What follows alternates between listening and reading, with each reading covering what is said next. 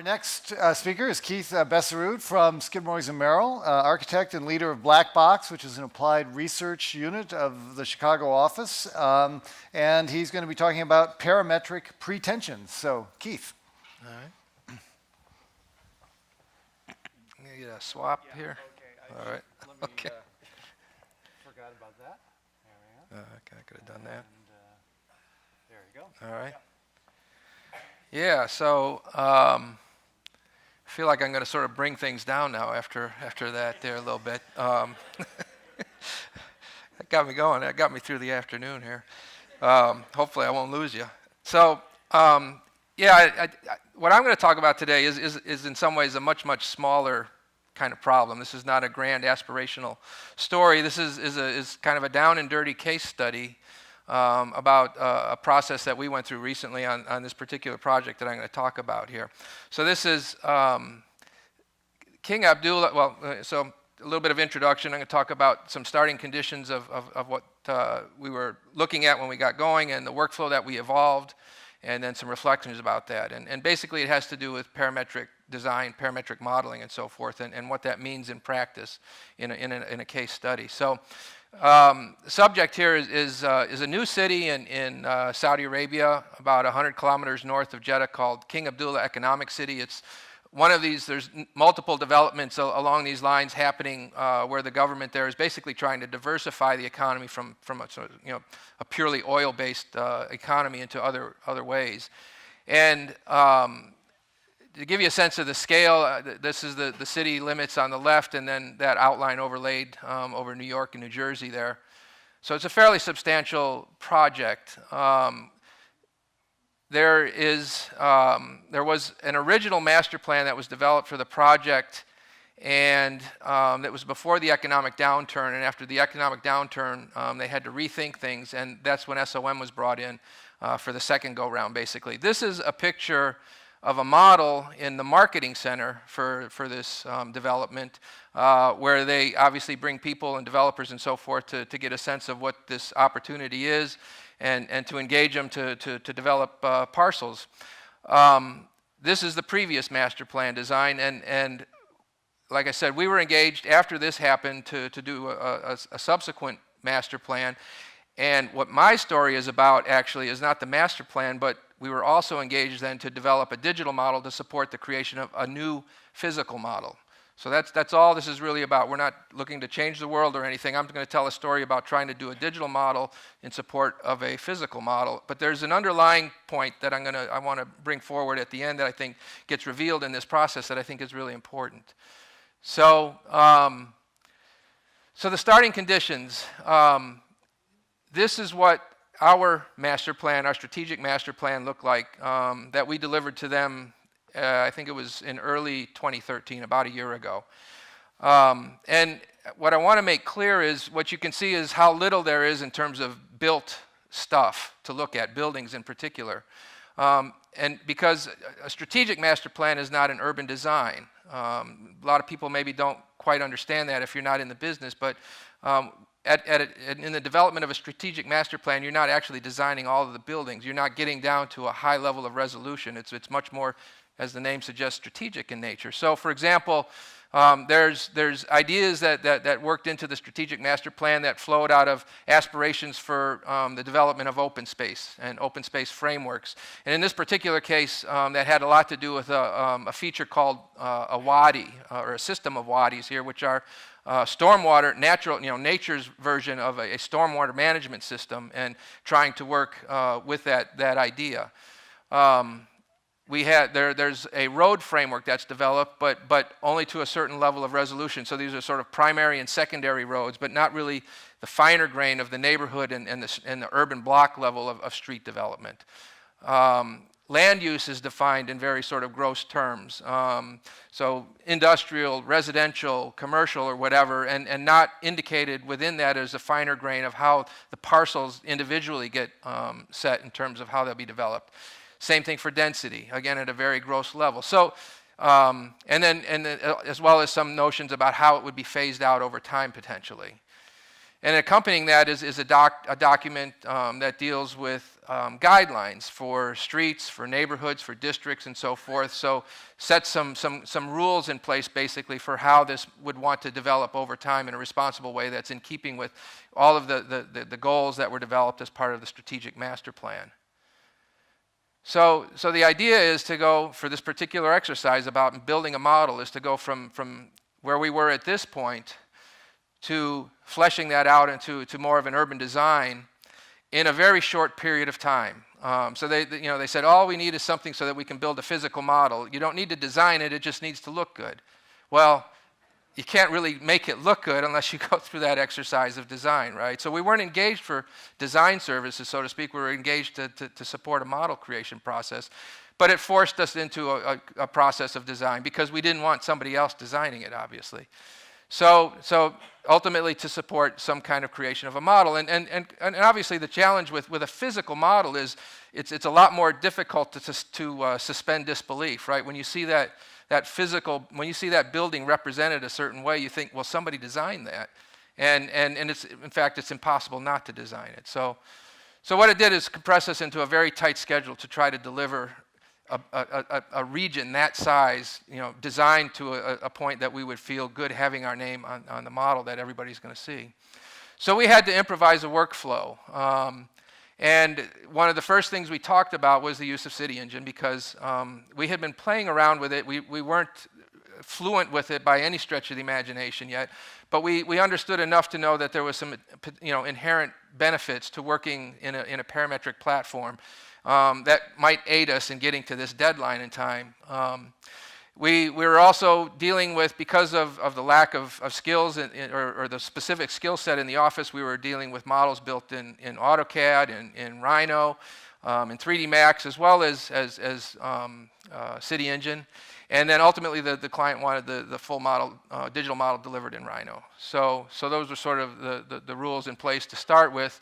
And the first thing that we got into then was the neighborhood streets, trying to design a street grid. And that sounds easy enough, except when you're talking about the scale we're looking at. And typically we would spend a lot of time just looking at that particular issue. So this is, one small section of the entire city. We actually did full design on this piece as part of the strategic master plan. So it was one district area that we actually did spend the time. And we basically spent 8 weeks just doing this when we had 8 weeks to do the whole rest of the thing. But you can see, all of the finer grainer detail of the streets and so forth that we got into that we had to somehow replicate, again, going forward for the full city. And so we spent some time looking at the street network. This is in Jeddah, at various examples of what those things look like, and trying to think, how do you take the patterns that you see in something like this and translate that into an algorithmic concept that you can deploy very quickly? So that was the idea. We wanted to try to have something that was an algorithm that we could quickly use to deploy the streets across the entire city. And the fellow that in the office, Neil Katz, that was working on that, has done a fair amount of this kind of thinking. He's a very talented scripter in AutoCAD Lisp. And so one of the first things he started doing was looking at typologies of these neighborhood streets, let's say, and generated a whole bunch of variations on what those things might look like conceptually. And then sat down with the design team, excuse me, and reviewed them to see what looked good, what might work, and in which ones definitely wouldn't. And so they culled all of these different ideas, and then and as an example of what Neil, some of the things that Neil has done, and the reason we enlisted him here, this is an example of an algorithmic pattern making process, tiling, where he just recursively subdivides each quadrant into 4 new quadrants, and you do that over and over and over again. And you get some really beautiful patterns that emerge out of that. And the thought was, maybe this isn't that different from trying to deploy a network of neighborhood streets. So this was a sort of a logic structure that he developed for it and attempted to do this. And what we found out that it was that there's just a whole bunch of rules about the way that the streets come together, the way that they traverse across the site, where they start and stop. And where they, when one intersects with a street and another one comes into it, there's rules about how close to each other those can be. Should they be right across from each other?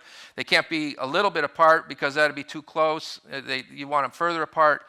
And there were just a lot of nuances there to try to capture in a comprehensive program in order to deploy it in a way that looked convincing, because we don't want total uniformity and we don't want total chaos either. It's that sort of sweet spot that looks good, right?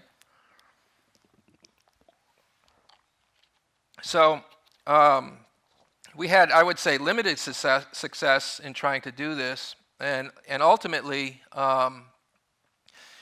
most of the streets had to be reworked pretty substantially by hand, because we couldn't get Neil to generate it in the way that the designer wanted it to look. And I'm going to talk more about that at the end, because I think that's a significant thing when we start talking about parametric platforms and parametric design approaches. So the next step actually went very smoothly, thanks in great part to Esri, of taking the CAD data, which was organized on specific layers within AutoCAD, and moving that into CityEngine and getting it placed in the right way, organized in the proper way within CityEngine, getting it to read the CGA files so that it could automatically generate the proper street widths according to the layer that they were on, and all of that actually worked very, very well. The next step then was back again into design, and this time for the building masses. So again, looking at what was generated for the Haramain district, and looking at somehow making that happen on a much larger scale. So the first thing, the person that was that was running CityEngine for us in the office was relatively new to it, and he started by simply taking the strategic master plan data and extruding that according to the polygons that were in there representing the different neighborhoods and districts. So the colors represent the different use type, the heights of the extrusion represent density. So just in a very abstract way, starting to sort of get a handle on how the logic of CityEngine works.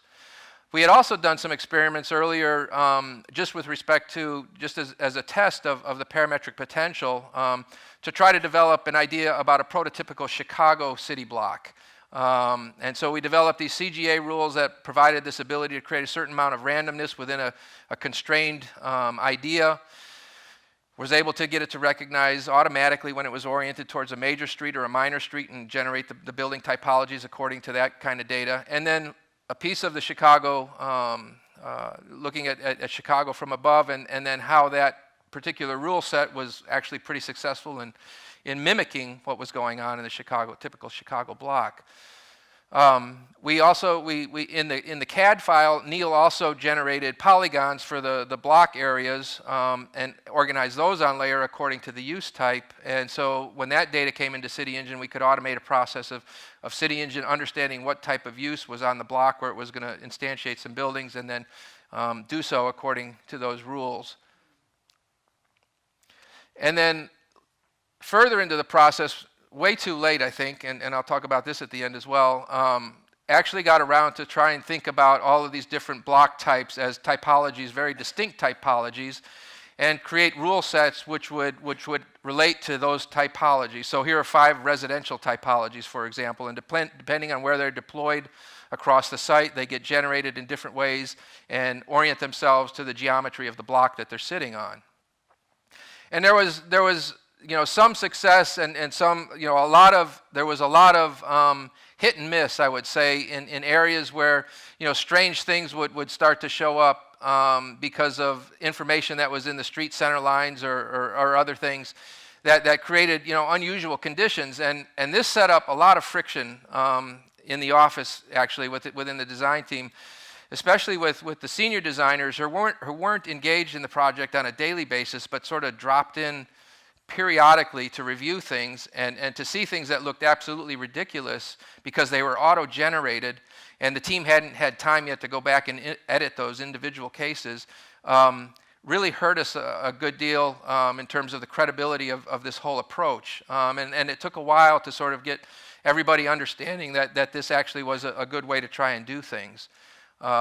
So there's a cultural story there about the adoption of this kind of technology, this way of thinking, this kind of approach to doing design, and we're facing that now. So we had review processes periodically, and it would involve printing out overview, site plans of this entire development, pinning them on the wall, you can see, I mean, just for scale, there's a couple of chairs there. You get an idea of how big, this is. And, trying to review something this large in scale on a computer screen, for example, is a really difficult proposition. So we go back to sort of traditional ways of marking things up, having pinups and review processes to look at what's going on. And the senior designers, start homing in immediately on little details and critical pieces that they say, this is just, this isn't right, this looks ridiculous. We're going to look stupid if this gets built this way, these kinds of things. And it really presents some challenges. And at one point, this Wadi system that runs throughout the project, the design partner felt it just didn't look wide enough. So this whole thing of making it look right said, we've got to widen all the wadis. And this was a case, fortunately, where the parametrics helped us. So it was not that bad of a difficult of a task to try to modify the model according to this one improvement. But also little things like it took us a while to figure out how to print these things to a scale, so that in these pinup sessions, somebody would want to put a scale on it and say, well, how big is this building, or how wide is this block? And we were like, well, we don't know. And it's another just extremely fundamental thing that you want to be able to do as part of a design process here, and it was difficult to do it. And then we also had a number of, so there's a lot of mosques and school buildings and so forth, a lot of parks that were deployed throughout. And so obviously trying to generate those types of buildings procedurally was probably not something we wanted to do. So all of that was done in Rhino. Those were just imported in and then manually distributed across the project. But ultimately we got to the finish line and had a model that we felt comfortable with having represented in a physical way. And then sort of one last technical step was because of the scale of this thing, because of the size of the model, because we wanted to be able to feed chunks of it to the model maker, the physical model maker, the whole thing was subdivided into different sections as a way of organizing the information. And interesting little thing that led to then was things like this, when we put all the chunks back together and the streets don't reconnect from one chunk to another. So the final step was to take and regenerate the entire street network and then compile that with everything else. So we had a final model in Rhino that we delivered to the client. And they are now, at this moment, in the process of building this thing on site. And we are still getting feedback from the client about, could you change this or could you change that? And that's probably one of the biggest casualties of this accelerated process compared to the process we would typically have is the timing of feedback, not only from the client but also from the design partner and other people. And so that was, I think, one of the bigger challenges that we face. So I have a few reflections, a couple of notes to Esri, and first of all, thanks for all the support that we got in trying to pull this off. And I'm not going to belabor that because I don't think any of this is hugely major things, but this idea of better means of supporting review processes, I think, would be a nice thing to develop further. We had this funny little thing we used random a lot for working with a scale like this. In order to create sort of an organic quality to it, we relied on the random seed function a lot to create variety within certain bounds. And we never figured out until later how to fix the random seed so that every time you closed the project and opened it back up, it didn't regenerate a completely new design. So after the fact, we figured that out, but it would have been nice to maybe have better control of that. We had trouble with curved streets. There were a number of sort of anecdotal things that happened with that. This rendering in the background here is from 3D Max. Clearly, from what we saw this morning, the rendering capabilities are getting better, but they're not at the level that we typically need for these types of projects. And I also wonder about the possibility of we have this whole process of working in CAD at the beginning in order to lay out the streets. And the main reason is there's no good way in CityEngine to have dimensional control in a drafting environment, and especially if it was a parametric drafting environment. I think that would be something very, very useful. It's not really problematic at the moment because so few people work in CityEngine and everybody works in CAD, so we could get a lot of people working in CAD initially and then just import it in, but I think that might be something worth happening. And like I said earlier, in the end, there was a whole lot of manual tweaking that happened, after all of the procedural work happened, which I think is to be expected. So notes to self, and I think these are more critical in terms of SOM getting adjusted to this kind of way of looking at doing design. So I think designing within a parametrically within a collaborative process requires buy-in from all the collaborators. You're basically setting up a game with a set of rules, and you're putting yourselves somewhat in a box, and everybody's got to be comfortable saying we're comfortable with those constraints, because the nice thing about it is we can exhaustively search that box once we've got the framework set up. But there are things outside of the box that your rules won't let you explore without some pain. And that may not be easy to understand for people who haven't worked in this way of thinking yet, but trust me, that it works that way.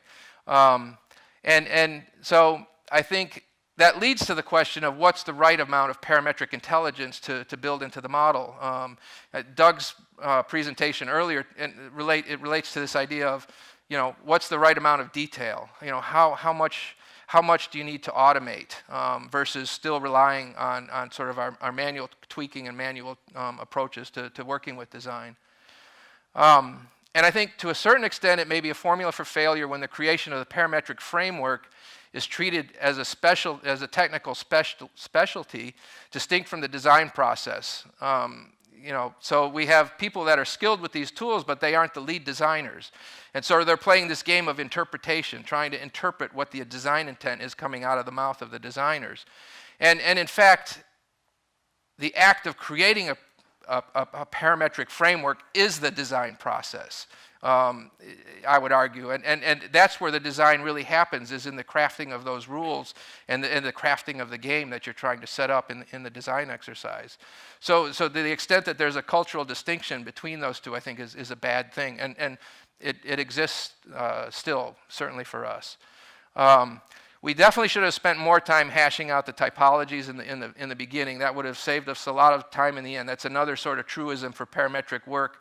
You invest in that front end to make life better, downstream, and we didn't do an adequate, job of addressing that, I would say. And then, it would seem that the level of refinement called for at this scale, they're just massing models. They're not architecturally articulated models in any way. They're not architecturally designed. Would lend itself perfectly to this, I think, this approach in CityEngine.